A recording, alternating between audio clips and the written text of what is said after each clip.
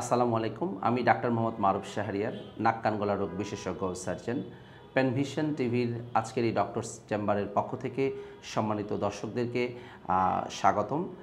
আজকে আমি যে বিষয়টা নিয়ে কথা বলবো, আমাদের চেম্বারে আমরা সবসময় পেয়ে থাকি অনেক রোগীর নাক দিয়ে রক্ত পড়ে, যেটা আমরা মেডিকেল ভাষায় বলে থাকি ইপিস্ট্যাক্সিস। বিশেষ করে শিশুদের এই জিনিসটি বেশি হয়। আমরা প্রথমে জানতে হবে এই জিনিসটি কেন হয়। এটা সাধারণত অ্যালার্জিগত কারণে হয়। অনেক সময় নাকের ভিতরে যদি কোনো ফরেন বডি বা কোনো শক্ত কোনো কিছু যায় সেক্ষেত্রে হতে পারে, অথবা অনেকের ক্ষেত্রে দেখা যায় নাকে আঘাত পাওয়ার কারণে হতে পারে। প্রথমে আমাদেরকে কারণ জানতে হবে এটা কেন হচ্ছে বা কী জন্য হচ্ছে, সেটা আমাদেরকে জানতে হবে।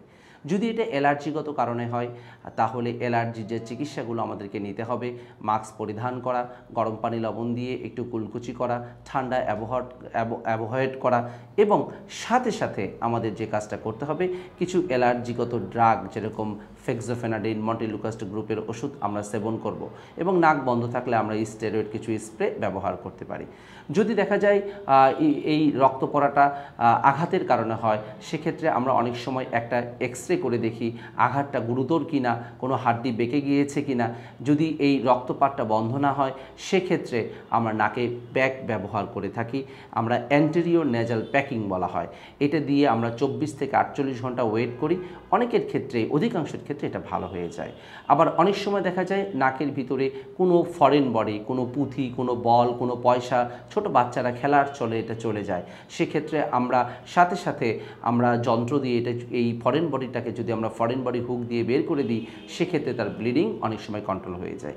তবে আমরা প্রায়শই দেখে থাকি অনেক সময় মধ্যরাতে অনেক বয়স্ক রোগীদের নাক দিয়ে রক্ত আসে। এটার অন্যতম একটি কারণ হচ্ছে তার প্রেশার বেড়ে যাওয়ার কারণে এটা সাধারণত হয়। সেসব রোগীদেরকে তার প্রেশার পরিমাপ করে তার প্রেশারের ওষুধটা সঠিকভাবে ডোজটাকে ঠিক করে দেওয়া, এবং সাথে সাথে যদি বেশি ব্লিডিং হয় তাহলে অ্যান্টেরিয়র নেজাল প্যাক দিয়ে এই ব্লিডিংটাকে কন্ট্রোল করা। আমরা মনে করি যদি আমরা এসব নাক দিয়ে রক্ত পড়ার রোগীদের ক্ষেত্রে যদি আমরা সকলে সচেতন হই, সঠিক সময়ে সঠিক সিদ্ধান্ত গ্রহণ করি, তাহলে এটি আমাদের জন্য সহজ হয়ে যাবে, এটি আমাদের জন্য ভীতিকর হবে না।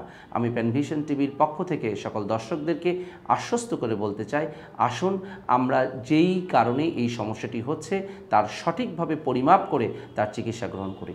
ধন্যবাদ। আসসালামু আলাইকুম।